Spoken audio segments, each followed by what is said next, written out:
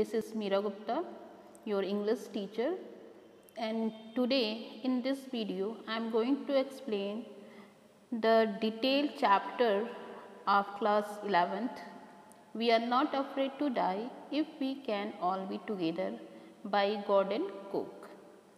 So in earlier video I have given the summary of the chapter, and in this video I am going to explain it.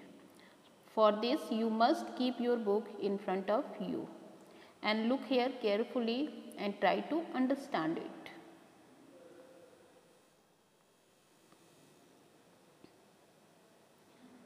Let's start the chapter. I am going to read para 1.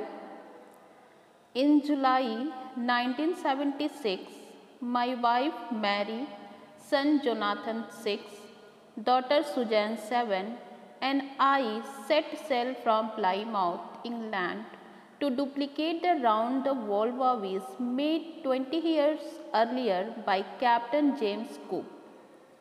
For the longest time, Mary and I, a 37-year-old businessman, had dreamed of sailing in the wake of the famous explorer, and for the past 16 years, we had spent all our leisure time honing our shivering skills in British waters. Our boat, Wave Walker, a 23-meter, 30-ton wooden-hulled beauty, had been professionally built, and we had spent months fitting it out and testing it in the roughest weather we could find. Now let us see the explanation. First of all, let us see the meaning of difficult words. Here, voyage means a long journey by a sea or space. Leisure here means free time. Honing means improving, and seafaring means regularly traveling by sea. Honing our seafaring skills means improving the skills required to travel by sea. And the last, wooden hulled, a watertight body of a ship. Okay, now see what the narrator is saying in this story. The narrator is a writer himself, and he was 37-year-old businessman along with his wife Mary and 2 children, Jonathan, whose age was 6, and Suzanne, who was only 7 years old, went on a voyage on their ship in July 1976. They started their journey from Plymouth, England. They wanted to complete the sea trip around the world just like the one that had been completed 200 years ago by the very famous captain named James Cook. The narrator and his wife spent 16 years improving their seafaring skills. They got a ship built professionally, and the ship was 23-meter long, 30-ton heavy wooden hull, and its name was Wave Walker. They took several months to test it in the roughest of weathers. Okay, now see the next para 2. The first leg of our planned 3-year, 1,05,000 kilometer journey passed pleasantly as we sailed down at the west coast of Africa to Cape Town. There, before heading east, we took 2 crewmen, American Larry Wiggle and Swiss Hub Sizzler, to help us tackle one of the world's roughest seas, the Southern Indian Ocean. On our second day out of Cape Town, we began to encounter strong gales. For the next few weeks, they blew continuously. Gales didn't worry me, but the size of waves was alarming, up to 15 meters as high as our main mast. Okay, now see the explanation, but before this, let us see the difficult meaning. Gales means a very strong wind, and mast means a tall upright structure on a boat or a ship. Okay. Here the writer says that the initial phase of 3-year-long journey of 1,05,000 km passed pleasantly. The journey was very pleasant. They sailed down the west coast of Africa to Cape Town. Their journey started from the west coast of Africa for the Cape Town. The narrator hired 2 crewmen before heading towards the east to tackle the roughest sea, the Southern Indian Ocean. The Southern Indian Ocean is considered as the roughest sea. Their names were Larry Wiggle, an American. The first crewman was Larry Wiggle, who was an American, and the second crewman was Herb Ziegler. He was Swiss. On the second day in Cape Town, they encountered a strong wind which continued for several weeks. A strong wind was not a problem, but 15 meters high waves, which were the height of mast, worried the narrator. Okay. Now see para 3. December 25 found us 3,500 km east of Cape Town. That atrocious weather, we had a wonderful holiday, complete with the Christmas tree. New Year's Day saw no improvement in the weather, but we reasoned that it had to change soon. And it did change for the worse. At dawn on January 2, the waves were gigantic. We were sailing with only a small storm jeep and were still making 8 knots. As the ship rose to the top of each wave, we could see endless enormous seas rolling towards us, and screaming of the wind and spray was painful to the ears. To slow the boat down, we dropped the storm jeep and lashed a heavy mooring rope in a loop across the stern. Then we double-lashed everything, went through our life raft drill, attached lifeline, donned oilskins and life jackets, and waited. Now see the meaning of difficult words. Atrocious. Atrocious here means bad, of a very poor quality. Gigantic means huge or big size. Jib here means a triangular staysail set forward the mast in a ship. Knot here means a unit of speed equal to 1 nautical mile per hour, used especially of ship, aircraft or winds. Now the next meaning is enormous. It means a very large size. Lashed here means to hit with a lot of force, and mooring the ropes, chains or anchors by or which to boat, ship or buoy is moored. Donned here means put on, and oilskins, heavy cotton, waterproof with. Now see the explanation.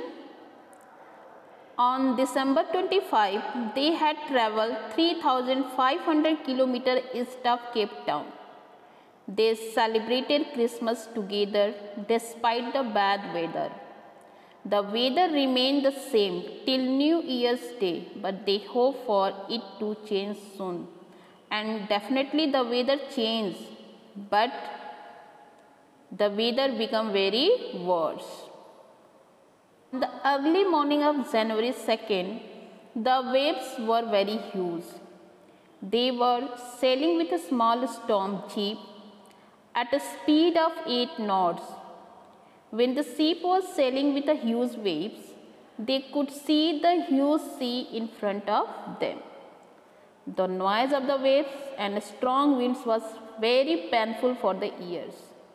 They dropped the storm jeep to slow down the ship and hit a heavy mooring rope. across the back part of the ship in a loop. They lashed everything with double force. They put on their oilskins and life jackets, attached lifeline and went through the life raft drill, and only they have to wait, and they waited. Okay. Now see para 4. The first indication of impending disaster came at about 6 p.m. with an ominous silence. The wind dropped and the sky immediately grew dark. Then came a growing roar, an enormous cloud towered aft of the ship. With horror, I realized that it was not a cloud, but a wave like no other I had ever seen. It appeared perfectly vertical and almost twice of the height of the other waves, with a frightful breaking crest. Now, see the explanation. First of all, let us see the difficult meaning. Impending. Impending here means about to happen. Ominous silence. It means unpleasant or threatening silence. Aft, AFT. Aft here means near the stern of the ship. Frightful, very unpleasant, shocking, and crest here means reach the top of a wave. Okay. Now let us see the explanation of this chapter. Around 6 p.m. an unpleasant silence rolled over. It was an indication of a disaster which was about to happen. The wind suddenly dropped and the sky was darker with heavy clouds. A huge cloud was coming toward the stern of the ship, but later the narrator realized it was a huge wave. The wave was perfectly vertical and it was twice the height of the previous waves. Now the waves become more dangerous. They saw with top of the wave looking unpleasant due to its height. Now everything gone changed. The weather became worse and the wave it was very gigantic and the sight was very unpleasant. Now see para 5. The roar increased to a thunder as the stern moved up the face of the wave, and for a moment I thought we might ride over it, but then a tremendous explosion shook the deck. A torrent of green and white water broke over the ship. My head smashed into the wheel and I was aware of flying overboard and sinking below the waves. I accepted my approaching death, and as I was losing consciousness, I felt quite peaceful. Okay. Now, what do you mean by tremendous? Tremendous means very great in amount.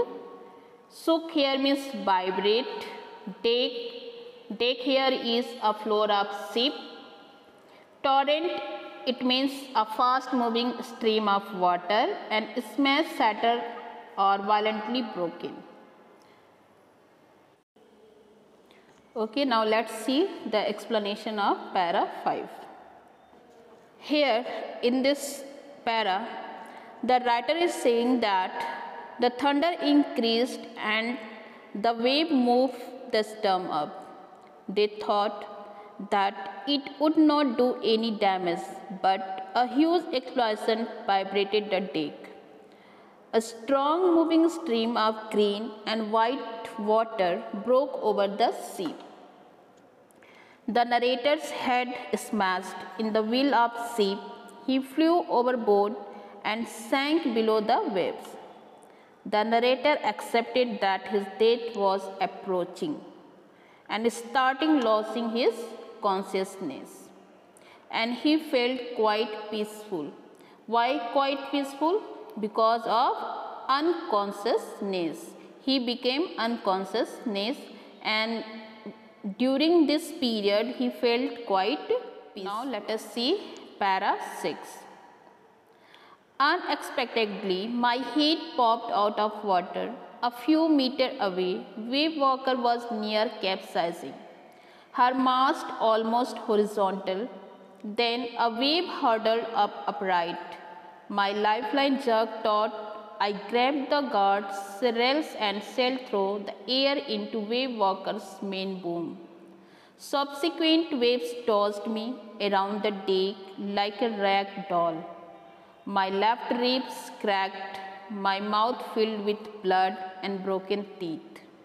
Somehow, I found the wheel lined up the stern for the next wave and hung on. Water, water everywhere. I could feel that the ship had water below, but I dare not abandon the wheel to investigate. Suddenly, the front hatch was thrown open and Mary appeared. "We are sinking," she screamed. "The decks are smashed. We are full of water. Take the wheel," I shouted as I scrambled for the hatch. Now see the difficult meaning. Capsizing. Capsizing here means be overturned in the water. And hurled means throw with a great force. Taut here is stretched or pulled tightly. Now boom here means pole that control the angle and shape of the sail. Scrambled here means claw one's way, and hatch is door. Now see the explanation. What happened? The narrator's head popped out of water. The ship was about to overturn, but a wave turned her upright. His lifeline jacket was stretched. He grabbed the guardrails and sailed to the ship's main pole. The waves tossed him around the deck. He was injured as his left rib was cracked. His mouth filled with blood and he had a broken tooth. He found the wheel, lined the stern for the next wave and waited. There was water everywhere. Means everywhere, wherever the poet was singing, everywhere only the water can be seen.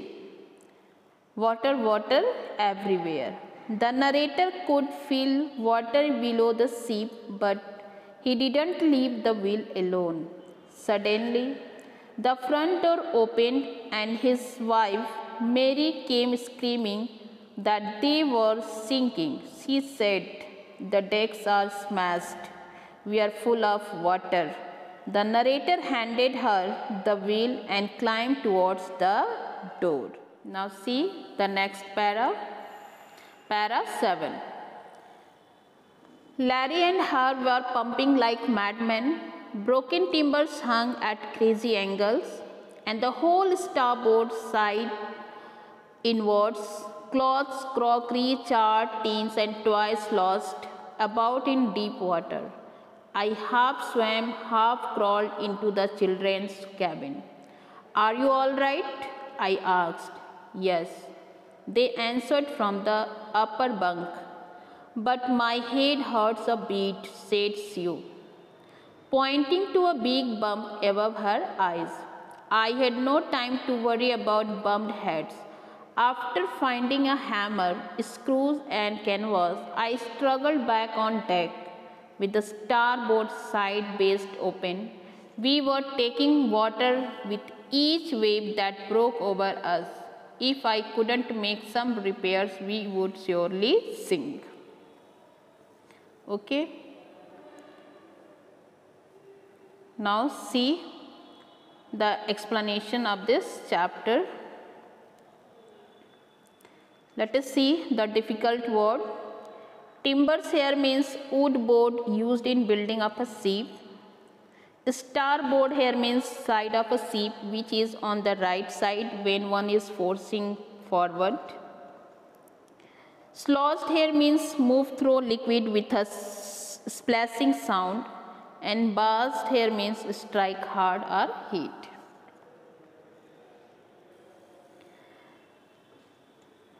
The crewmen Larry and Hub were pumping the water very fast. They were the crewmen and they were pumping the water very fast. The timbers of the ship were broken and were hanging badly. The starboard of the ship had sunk. Clothes, crockery, charts, tins and toys were roaming around in deep water. They scattered everywhere. The narrator swam and crawled into the children's cabin and asked the children whether they were all right. The children replied yes. Sue, his daughter, complained about a big bump on her head. But the narrator didn't pay much attention to it, as his major concern was to save them. The narrator found screws, hammer and canvas. He went back to the deck.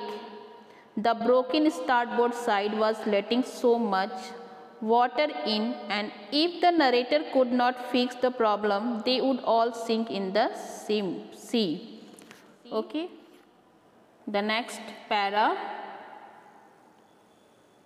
and the last para of this video.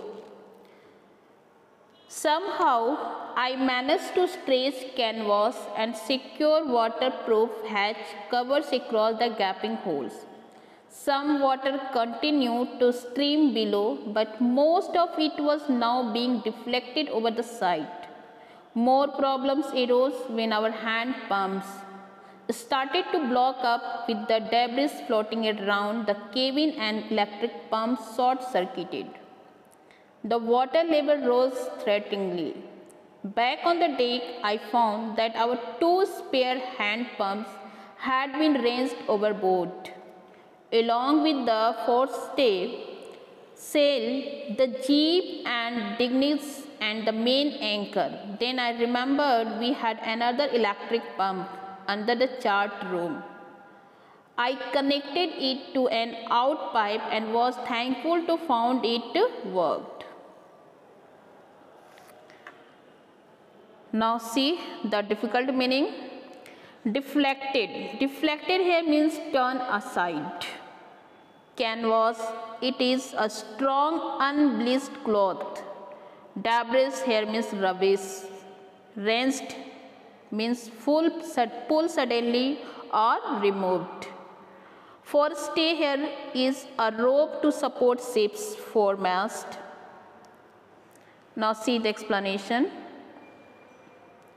The narrator stretches the canvas cloth and screwed the waterproof hatch, which covered the gaping holes. Some water streamed below and some was now deflected over the side. The hand pump was blocked as rubbish was floating around the cabins and entered it. The electric pump short-circuited. As the water level rose, the narrator found 2 hand pumps had been removed along with the rope, jeep, a small boat and the main anchor. He found another electric pump under the chart room. He connected it to an out pipe and it started working. Okay.